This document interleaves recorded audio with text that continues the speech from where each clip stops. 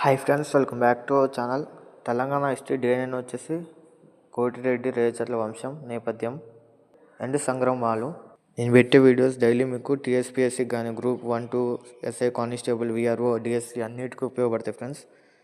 ఈ వీడియో మీకు యూస్ఫుల్ అని అనుకుంటున్నా. ఫస్ట్ వచ్చేసి కాకతీయుల పతనం తర్వాత పరిస్థితి ఎట్లా ఉండేది అని ఉంది ఫ్రెండ్స్. 1323 AD తర్వాత 1323లో మొహమ్మద్ బిన్ తుగ్లక్ దాడితో కాకతీయుల రాజ్యం పతనమైంది. తెలంగాణలో శాంతి భద్రత దోపిడీలు అయోమయం. వీరు స్థానిక ప్రజలను రక్షించడానికి ఎదిగారు. రెండోది వచ్చేసి రేచర్ల వంశం ముఖ్య సమాచారం. రాజధానులు, స్థాపకులు, ఇది ఇంపార్టెంట్ ఫ్రెండ్స్. వారు ఏ వంశానికి చెందినవారు, ఇది బిట్ కింద అడుగుతారు. మూడోది వచ్చేసి రేచర్ల కాలంలో పరిపాలన, ఇది కానీ ఇంపార్టెంట్ థర్డ్ది.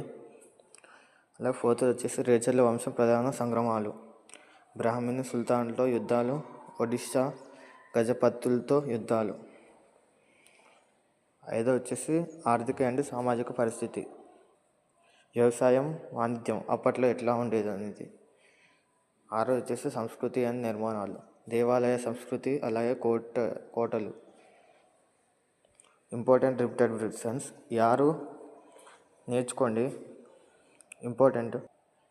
టీఎస్పీఎస్సీ లేదు చాలాసార్లు రిపీట్ అయినాయి ఫ్రెండ్స్. రిపీటెడ్ బిట్లు ఈ టాపిక్ నుంచి చాలా రిపీటెడ్ బిట్స్ వచ్చినాయి. చూపిస్తారు రిపీటెడ్ బిట్స్. ఇయే ఫ్రెండ్స్ రిపీటెడ్ బిట్స్. 1323లో కాకతీయుల పతనం ఎవరి చేతిలో జరిగింది? Mohammed bin Tughlaq. రేచర్ల వంశ రాజధాని రచ్చకొండ, దేవరకొండ. రేచర్ల వంశం స్థాపకుడు సింగమ నాయకుడు. రేచర్లు ఏ వంశానికి చెందినవారు? రెడ్డి వంశం. తెలంగాణ మీద బ్రాహ్మణి దాడులు ఏ కాలంలో ప్రారంభమైనాయి? రేచర్ల కాలంలో. రచ్చకొండ కోట ఏ వంశానికి చెందింది? రేచర్లు. కాకతీయుల తర్వాత తెలంగాణలో చిన్న వంశాలు ఎదిగాయి, ముఖ్యంగా రేచర్ల అండ్ మంచిర్యాలు. ఇవే ఫ్రెండ్స్ ఈ టాపిక్ నుంచి రిపీట్ అయిన బిట్స్. నేను పెట్టేది కానిస్టేబుల్కి, డిఎస్సికి, విఆర్ఓ గ్రూప్స్, అన్ని గ్రూప్ ఎగ్జామ్స్కి పనికొస్తాయి ఫ్రెండ్స్. తెలంగాణలో ఉన్న స్టేట్ ఎగ్జామ్స్కి అన్నిటికి పనికొస్తాయి. ఈ వీడియో యూజ్ఫుల్ అని నేను అనుకుంటున్నా. యూస్ఫుల్ అయితే మన ఛానల్ లైక్ చేసి సబ్స్క్రైబ్ చేయండి. ఇలాంటి మరిన్ని వీడియోలు అప్లోడ్ చేస్తా.